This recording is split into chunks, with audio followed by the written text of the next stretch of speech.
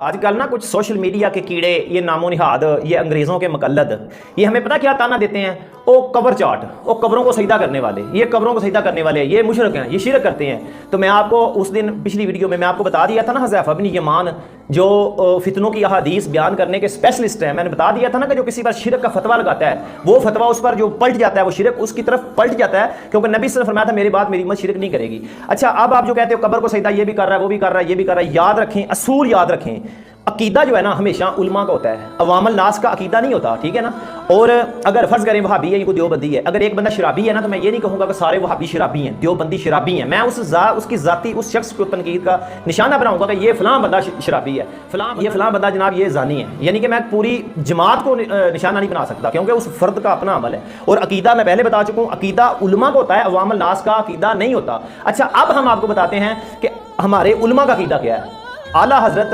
مجدد دین ملت امام احمد رضا خان بریلوی اپنے فتاوی رضویہ شریف میں لکھتے ہیں کہ نبی کریم صلی اللہ علیہ وسلم کے روزہ کے اوپر جا کے، جب روزہ پر جائیں، روزہ رسول پر جا کر آپ رکوع کے برابر بھی جھک نہیں سکتے۔ میں آپ کو اپنا عقیدہ بتا رہا ہوں کہ نبی صلی اللہ علیہ وسلم کے روزے پر جا کر آپ رکوع کے برابر بھی جھک نہیں سکتے، یعنی رکوع کے برابر بھی جھکنا جائز نہیں۔ اچھا، سنی جو ہے نا، نبی صلی اللہ علیہ وسلم سے پوری کائنات کو پتہ ہے سب سے زیادہ محبت کرتے ہیں۔ اچھا، اگر ہم نے پیر ماننا ہے نا، تو نبی صلی اللہ علیہ وسلم سے بڑا پیر کوئی نہیں ہے، مرشد نبی صلی اللہ علیہ وسلم سے بڑا کوئی نہیں ہے۔ اچھا، اگر سنی اپنے نبی صلی اللہ علیہ وسلم امام الانبیاء کے روزہ پر جا کر رکوع کے برابر نہیں جھک سکتا، تو ایک عام قبر والے کو سجدہ کرے سنی، یہ کنسیپٹ ہی پیدا نہیں ہوتا، یہ ہو ہی نہیں سکتا کہ ہو سنی اور کسی قبر والے کو سجدہ کرے۔ اور جو سجدہ کر رہا ہے نا، اس کو پکڑو، وہ کون ہے؟ وہ جاہل، وہ گمراہ، وہ کون ہے؟ وہ گدی نشین ہے، کوئی مجاور ہے، وہ ہمارا نہیں ہے، اس کے اہل سنت والجماعت سے کوئی تعلق نہیں۔ سنیت یہ ہے جو میں بیان کر رہا ہوں کہ نبی صلی اللہ علیہ وسلم کے روزہ انور پر جا کر رکوع کے برابر بھی نہیں جھکنا، یعنی ہمارا عقیدہ یہ ہے کہ رکوع کے برابر رسول اللہ سے بڑا پیر کوئی نہیں، کہ وہاں رکوع کے برابر جھکنا بھی جائز نہیں۔ لیکن ایک عام قبر والے کو سنی سجدہ کرے، ایسا ہو ہی نہیں سکتا، یہ صرف آپ کا کھوکھلا بہتان اور آپ کا صرف الزام ہے۔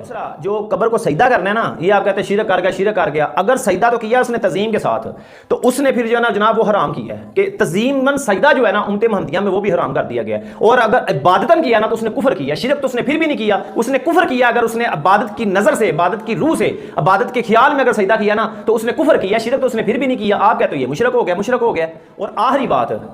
ہم جو سنی ہے نا، اپنی عوام الناس گمراہ اور جاہل عوام کی وجہ سے ہم بدنام ہیں، علماء کی وجہ سے ہم بدنام نہیں۔ یاد رکھیں اصول، ہم سنی عوام کی وجہ سے گمراہ ہیں، اور اللہ کی عزت کی قسم یہ دیوبندی وہابی میں ثابت کر سکتا ہوں اتھینٹک دلائل کے ساتھ، یہ گمراہ، یہ بدنام ہے نا، یہ رسوا ہیں تو اپنے علماء کی وجہ سے، کیونکہ ان کے علماء نے رسول اللہ صلی اللہ علیہ وسلم کی ذات گرامی میں اتنی بڑی بڑی بادترین گستاخیاں کی ہیں جو ان پر کفر کے فتوے لگے ہیں۔ حسام الحرمین کتاب پڑھ کر دیکھیں، سعودی عرب کے مفتیوں نے ان کے مولویوں پر، ان کے اکابرین پر، ان کے علماء پر کفر کے فتوے لگائے ہیں، صرف رسول اللہ صلی اللہ علیہ وسلم کی وہ گستاخیاں کیا کرتے تھے، اور اپنی کتابوں میں گستاخیاں لکھ گئے ہیں۔ دیوبندی وہابی آج تک دفاع کر رہے ہیں ان کتابوں کا، آپ جان نہیں چھڑا سکتے اپنے اکابرین سے، کیوں؟ وہ گستاخیاں کر کے گئے ہیں اور ان پر کفر کے فتوے بھی لگے ہیں، اور ہم نے فتوے نہیں لگائے، آپ کے اپنوں نے فتوے لگائے ہیں، اور آپ بھاگ نہیں سکتے۔ اب اعلیٰ حضرت جو تلوار مار گیا نا آپ کو، آپ اس سے بھاگ نہیں سکتے۔ اور عقیدہ علماء کا ہوتا ہے، عوام الناس کا نہیں ہوتا۔ یہ قبر چاٹ لگائی، یہ قبر والے تمہارے اپنے ابے ہیں، ان کو پکڑو، ہم سجدہ نہیں کرتے سنی قبروں کو۔